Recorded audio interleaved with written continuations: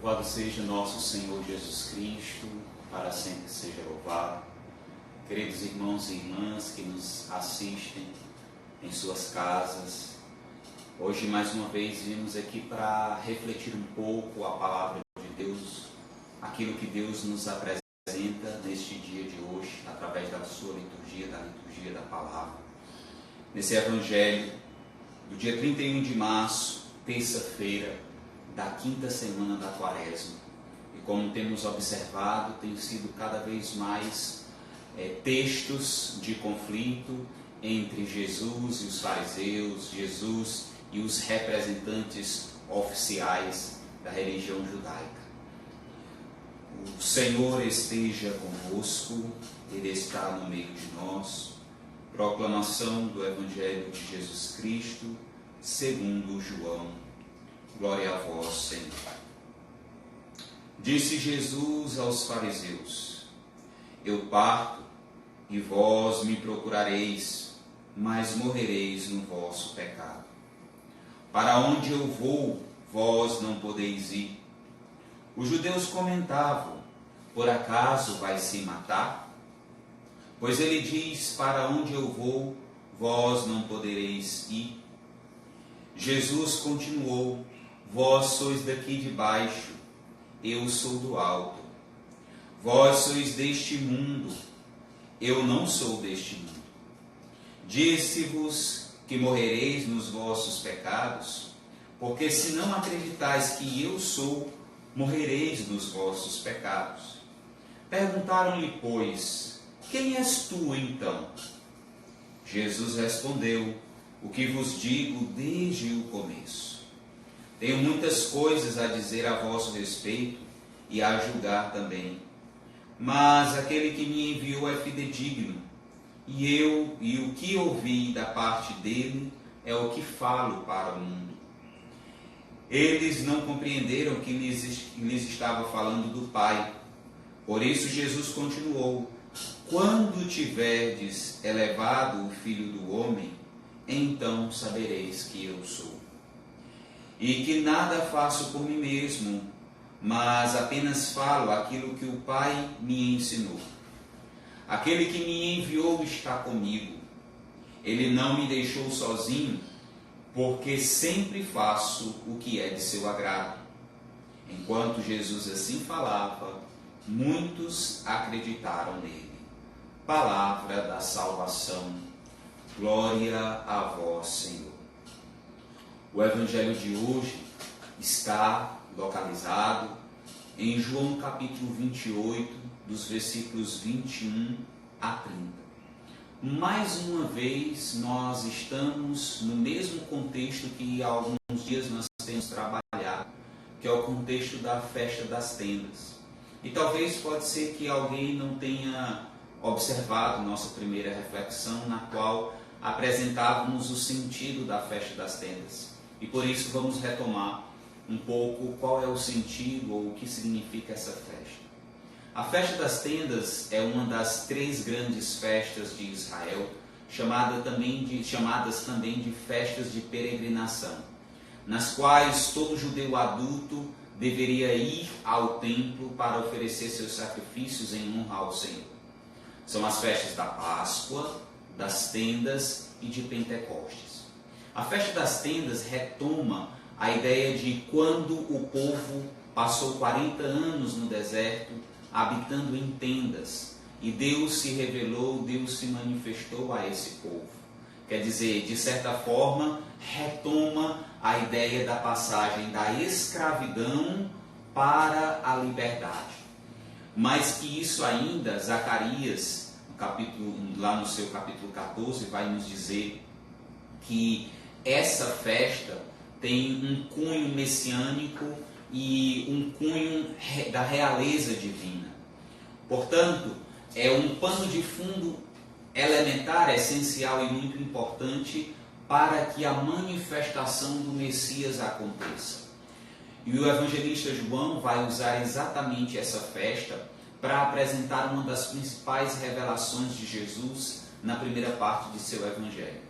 A festa das tendas se torna então uma sequência de revelações de Jesus, e essas revelações vão causando sempre mais um clima de intriga, de oposição e principalmente de disputa com os fariseus e mestres da lei. Então é dentro desse ambiente que nós estamos, que nós permanecemos. Um ambiente de conflito e um ambiente de revelação. Então no primeiro momento, Jesus vai se apresentar, vai se mostrar, se revelar dentro desta festa. E é por isso então que podemos dizer que nesta festa nós temos uma discussão elaborada a partir de 3 elementos principais. O primeiro deles é a origem de Jesus. De onde ele é? Para os fariseus ele tem simplesmente uma origem humana. Mas no discurso e na teologia de João, vamos perceber uma origem divina. O segundo elemento diz respeito à identidade de Jesus. Quem ele é? Inclusive é uma das perguntas do Evangelho de hoje. Quem és tu então? Na perspectiva farisaica, ele é simplesmente um impostor.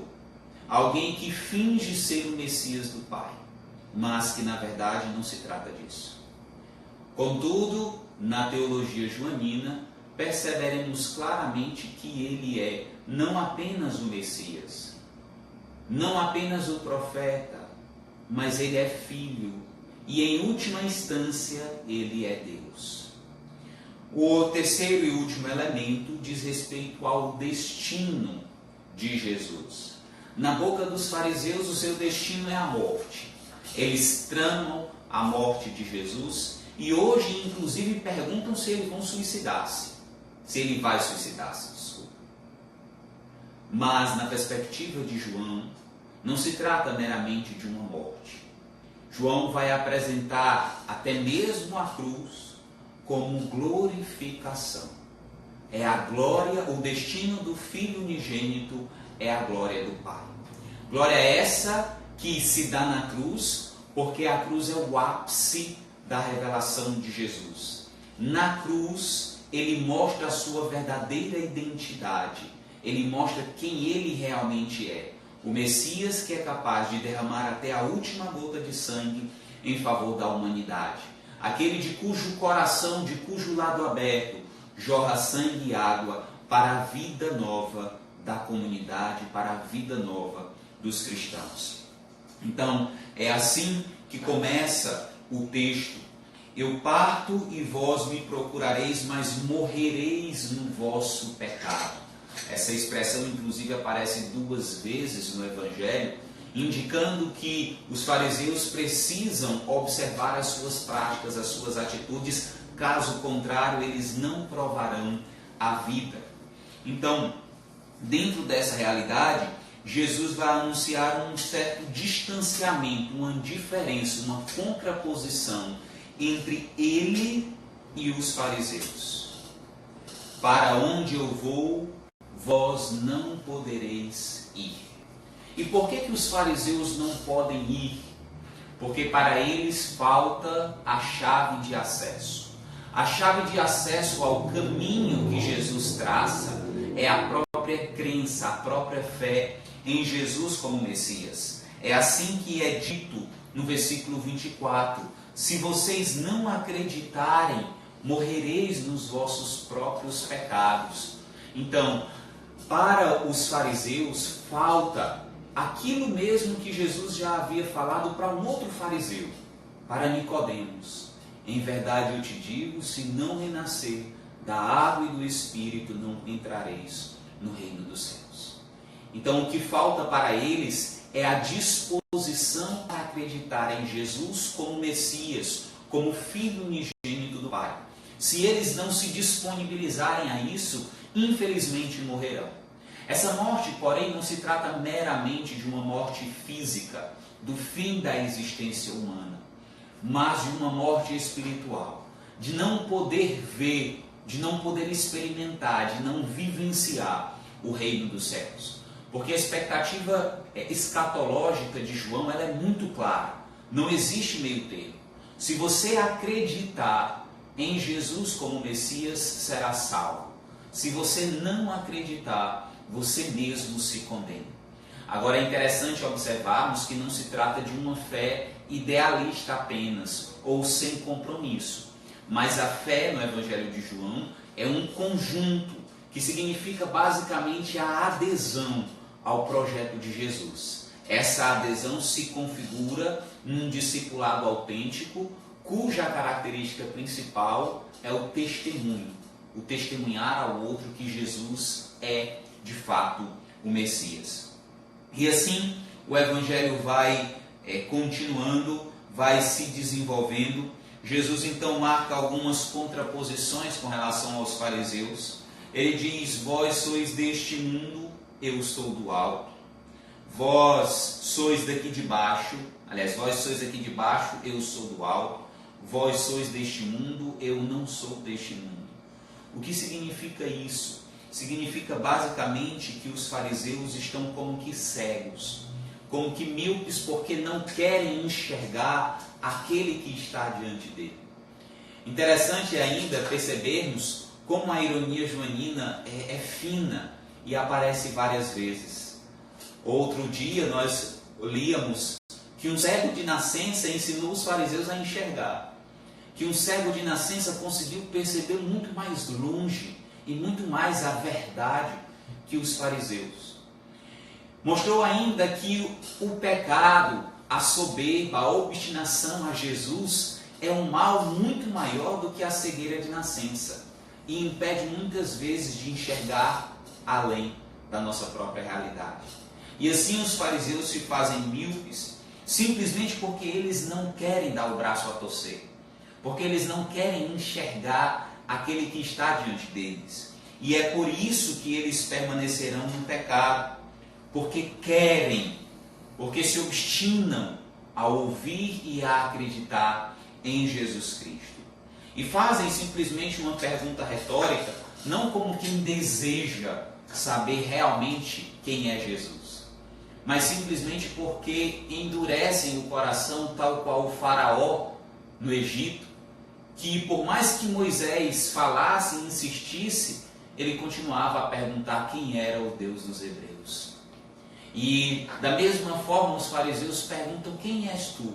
Não porque Jesus não tivesse se manifestado, mas simplesmente porque eles ignoraram todas as revelações que Jesus tinha feito até agora. E a resposta do Evangelho de João, ela é muito profunda e muito capciosa. Na perspectiva joanina, o texto nos diz: o que vos digo desde o começo.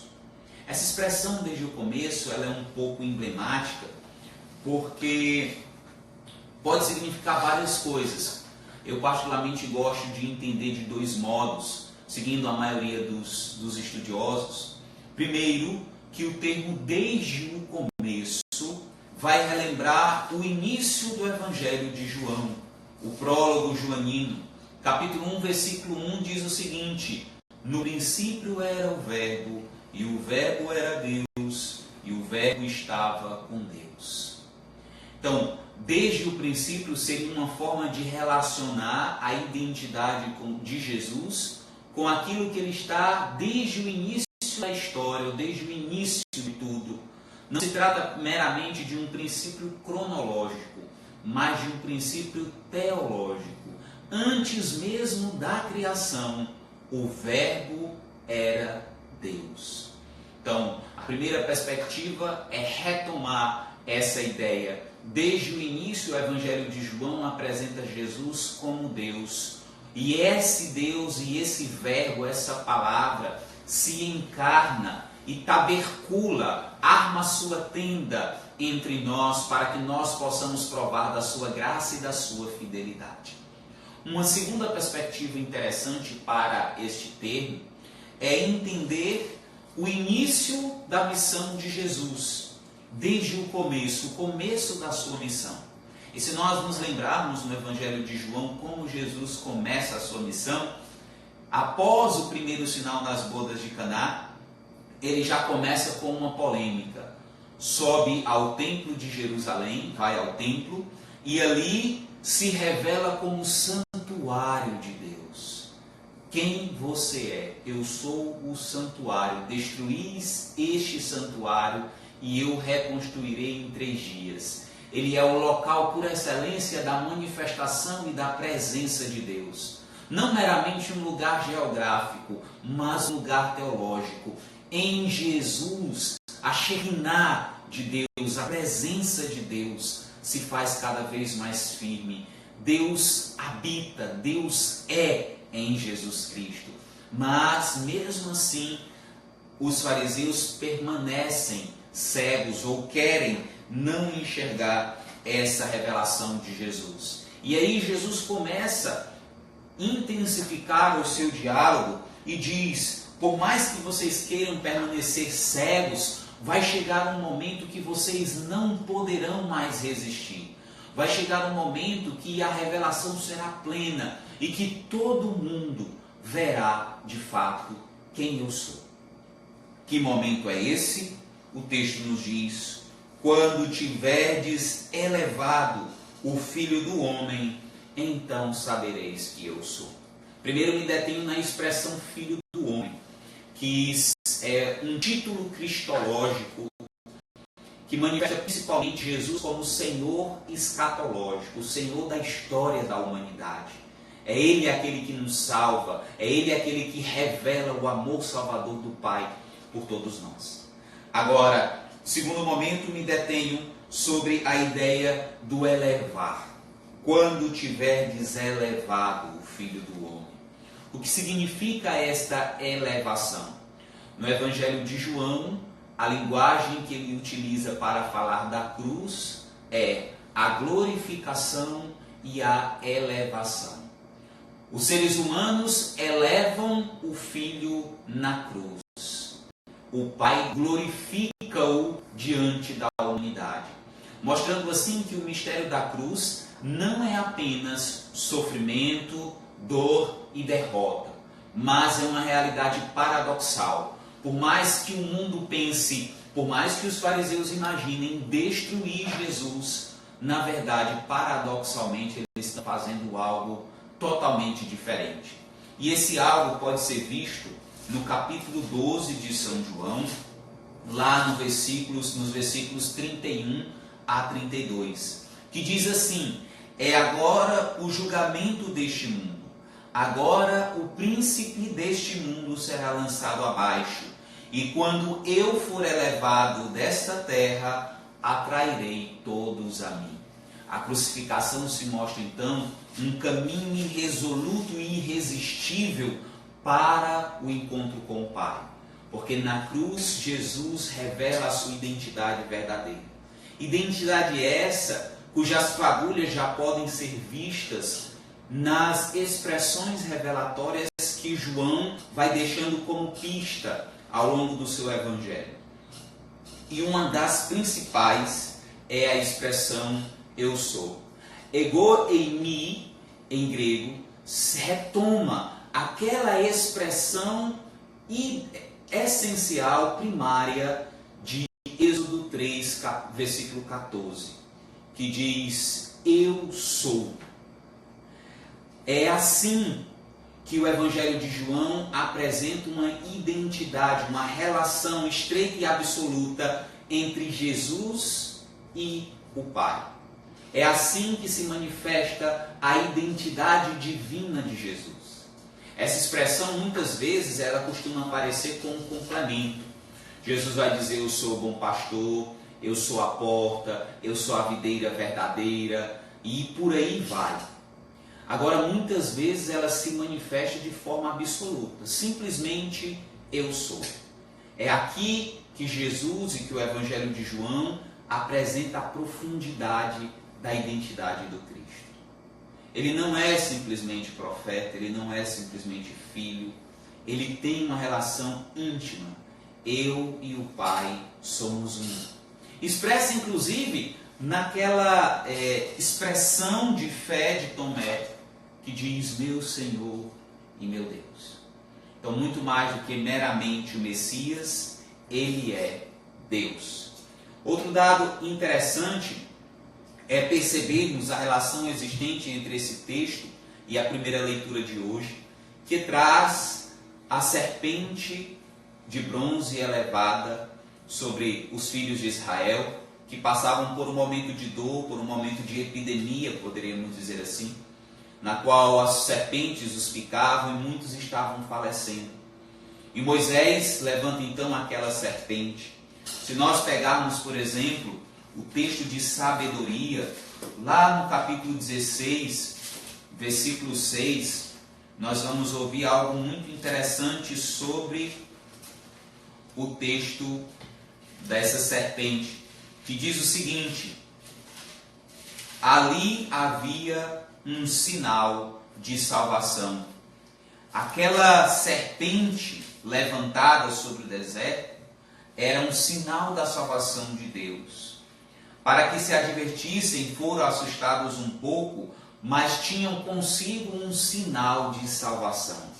Lá no Antigo Testamento, o sinal de salvação era a serpente levantada no deserto. Agora, na nova economia da salvação, o sinal por excelência da manifestação salvífica de Deus é a cruz. Na cruz está a salvação da humanidade, o antídoto contra toda epidemia, contra toda ameaça à vida humana. E acredito que nesse tempo que vivemos, essa é também uma mensagem de muita esperança. Entender que a cruz de Jesus revela esse ardor, esse amor do Pai por cada um de nós. E se mostra também uma cura contra toda epidemia, contra toda ameaça de morte. Que nós possamos de fato voltar o nosso coração, abrir o nosso coração a esse sinal do amor do Pai. E deixar que Ele nos salve, deixar que Ele nos redima, e deixar que Ele venha ao nosso encontro. Entendendo então que esta cruz, muito mais do que sofrimento, revela o amor, revela a salvação e revela o cuidado de Deus por cada um de nós. Assim como o povo do Antigo Testamento, que olhava para aquela serpente e tinha a graça da cura, que nós possamos agora olhar muito mais para a cruz de Jesus e entender que nela está o projeto salvífico do Pai para cada um de nós. Louvado seja nosso Senhor Jesus Cristo, para sempre seja louvado. E assim, meus irmãos, encerramos a nossa reflexão sobre o Evangelho de hoje, convidando a fixar os nossos olhos na cruz de Jesus. E lembrar que por trás de toda cruz, por trás de toda dificuldade, por trás de todo sinal de morte, a fé cristã nos convida a crer sempre mais, a ver, enxergar sempre mais os sinais da ressurreição. Porque a morte nunca será a última palavra. Por trás de toda cruz sempre há um sepulcro vazio. Louvado seja nosso Senhor Jesus Cristo. Para sempre seja louvado.